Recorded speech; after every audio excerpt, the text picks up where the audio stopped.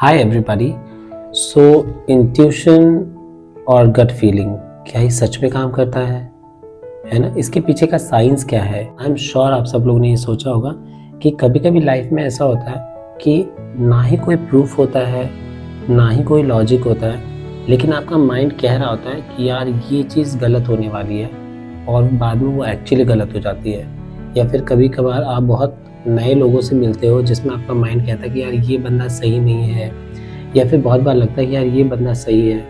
तो आपका जो गट फीलिंग है वो कई बार आपको आपके जो लॉजिक्स होते हैं ना उनसे ज़्यादा एक्यूरेट डिसीजंस देता है। एक्चुअली साइंस भी ये कंसिडर करता है। तो आज हम यही समझेंगे कि क्या है इंट्यूशन, ये कैसे काम करता है और क्या हम इसको ट्रेन कर सकते हैं या फिर हम इसको थोड़ा और इम्प्रूव कर सकते हैं। तो सबसे पहले ये जानना पड़ेगा कि जो हमारा ब्रेन है वो ऑलमोस्ट 30,000 से 40,000 डिफरेंट डिसीजंस लेता है through out the day, whether it is consciously whether it is subconsciously. तो जैसे जैसे हम बड़े होते हैं तो हमारे जो मोस्ट ऑफ टास्क होते हैं वो रिपीटेटिव होते हैं। So because if it is repetitive तो हमारा जो अनकॉन्शियस माइंड होता है या सबकॉन्शियस माइंड होता है वो ऑटोमेटिकली क्या करता है ना, हमारे इमोशंस, हमारे एक्सपीरियंस और डिफरेंट सिग्नल्स के बेसिस पे ऑटोमेटिकली हर टास्क को सेग्रीगेट कर लेता है।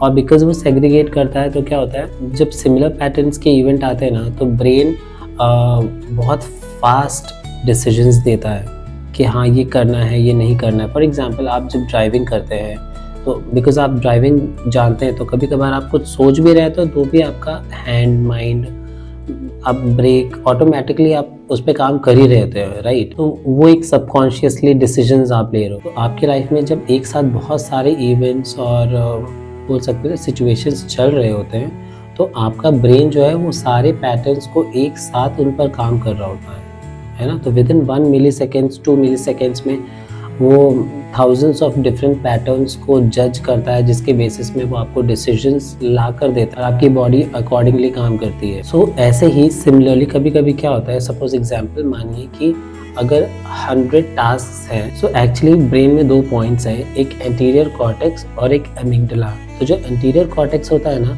वो आपका जो इंट्यूशन वाला फीलिंग होता है ना उसको सेंस करता है ना? जो भी डिसीजंस बोलते हैं ना, फास्ट डिसीजंस आपके ब्रेन ने लिए हैं उनको वो सेंस करता है। एमिगडाला जो होता है वो एक्चुअली जो आपकी इमोशनल लर्निंग होती है ना उससे कनेक्ट करता है।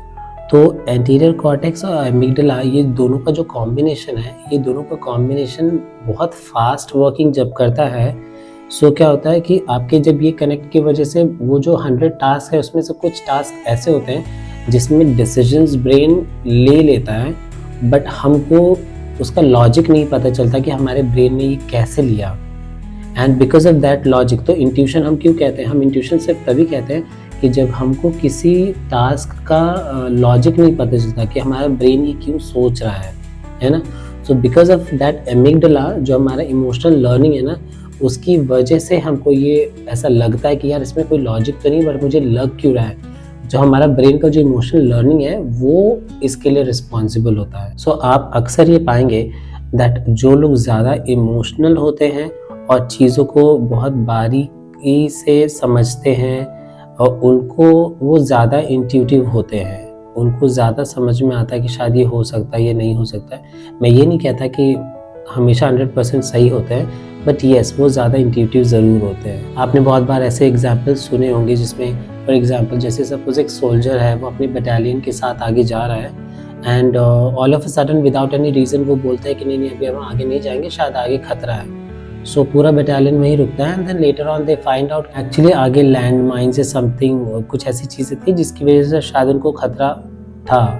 तो अगर वो जाते तो शायद लाइक कोई बचता ही नहीं, right? So it's like life saving हो गई। तो टेक्निकली ये मैजिक नहीं है बट वो आपकी जो सबकॉन्शियस एनालिसिस है ना उसको इतना फास्ट ले लेता है दैट आप लॉजिक नहीं पता कर पाते बट डिसीजंस हो जाते हैं, है ना? आपका ब्रेन एक कंक्लूजन पे आ जाता है बट आपको लॉजिक नहीं पता चल पाता है। So that's why it's more of like that your brain is working at its peak, है ना? बहुत हाई एक बोल सकते हैं डिफरेंट टाइप का एक काम करता है. It is more of like an intelligence of your brain. It is actually made to protect you. So now अगला पार्ट आता है कि क्या हम इसको स्ट्रेंथन कर सकते हैं. सो ऑफ कोर्स हम इसको स्ट्रेंथन कर सकते हैं. एक्चुअली इट्स ऑल अबाउट आप अपने ब्रेन का, अपने दिमाग का कितना ख्याल रखते हैं, उस पर डिपेंड करता है. एवरीबडी नोज दैट इंट्यूशन या गट फीलिंग आती है, but they have never try to analyse it that why it is coming, right. And like कितना परसेंटेज करेक्ट होता है या फिर नहीं सही होता है ना, ये सब चीज़ें होती है.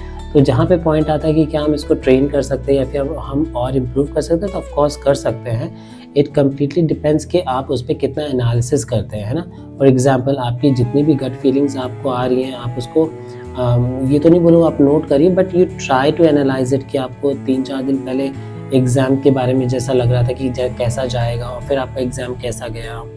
फिर आपको ऐसा लग रहा था कि आप कहीं घूमने जा रहे हैं, तो आपको डर लग रहा था कि यार वहाँ पे कैसा हो. फिर आपको मज़ा आया नहीं आया, राइट.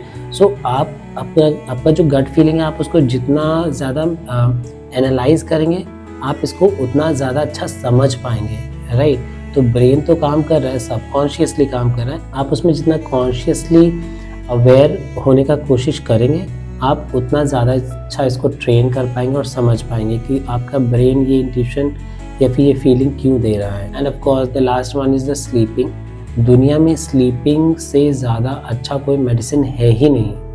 आप माने या ना माने, बट स्लीपिंग से बड़ा मेडिसिन कोई नहीं है. आपकी बॉडी के अंदर खुद ही everything is available. It's just that आपको बॉडी को रेस्ट देना होता है. बॉडी ऑटोमेटिकली हील कर लेती है खुद को. सो नेक्स्ट टाइम जब आपको फील हो ना कि दैट यार कुछ इंट्यूशन आ रहा है ऐसे and all that, then don't ignore it. It is your brain's hidden intelligence जो आपको गाइड करता है किसी चीज़ के लिए. और पता है आपको, अगर आपने अपनी लाइफ में इंट्यूशन को कैसे यूज़ करना है, ये सब अगर आपने सीख लिया, तो आपकी लाइफ में क्लैरिटी, कॉन्फिडेंस और बोलते हैं ना शांति, ये बहुत हाई लेवल पे इम्प्रूव हो जाएगी. तो ये टॉपिक मुझे थोड़ा सा अच्छा लगा था. यूजुअली इसके बारे में लोग ज़्यादा बात नहीं करते, and this is one of my, बोल सकते हैं ना, आप अकेले बैठकर जिसके बारे में सोचते हैं या फिर आप चाहते हैं कि हाँ कोई बात करे, ये वन ऑफ दोज टॉपिक्स है. एंड आई एम श्योर ये टॉपिक आपके लिए भी उतना इंटरेस्टिंग है.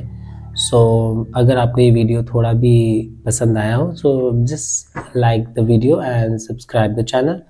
सो इसी के साथ मिलते हैं अगले वीडियो पे. Thank you so much.